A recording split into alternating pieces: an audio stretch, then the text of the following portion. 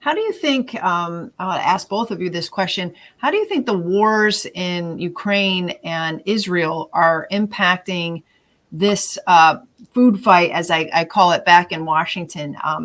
From what I'm seeing and talking to other writers in the space, it seems like that there's a real bonanza going on. I mean, there's a lot of money out there. And when I go to conferences and I hear members of Congress talking, all they keep saying is, we got to do better. We have to compete more. We have to increase our defense industrial capacity.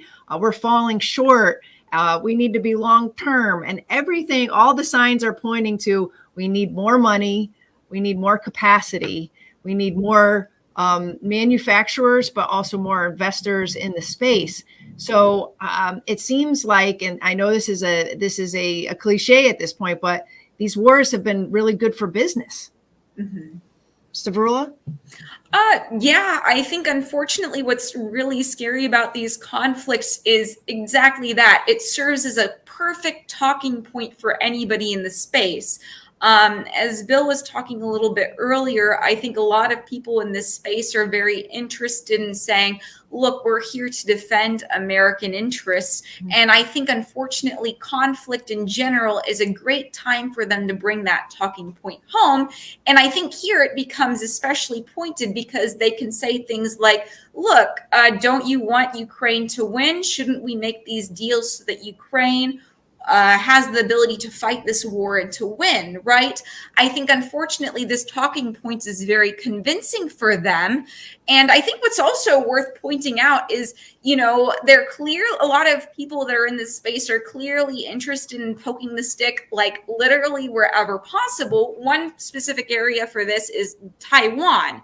When I was writing the piece I had written on Do Venture Capitalists Want Forever War, I think I had found a clip where somebody from Eric Schmidt-backed America's Frontier Fund literally said something along the lines of, if there's kinetic engagement revolving Taiwan, our profit margins will go up 10 times. So it's like they're clearly not just interested in the current conflicts, which unfortunately are very horrible, and they don't seem to want to end anytime soon, which is very scary. They're not stopping there. They're clearly moving on to the next thing whenever possible.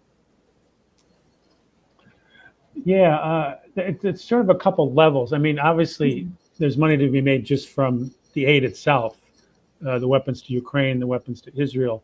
But the industry has used this as kind of a poster child for a permanent expansion of the military-industrial complex, which is kind of premised on the idea that there's going to be wars like this forever. They're never going to end.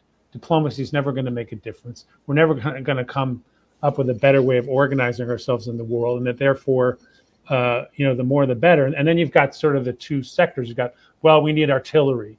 And then it's, well, all these new high-tech weapons are making the difference. And, the Wall Street Journal did an investigation of the small drones coming out of Silicon Valley going to Ukraine.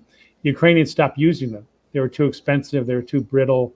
They're buying drones from China now, which are more reliable, easier to use. So, the hope was to use these wars as advertising for how this stuff works. And it's not playing out that way.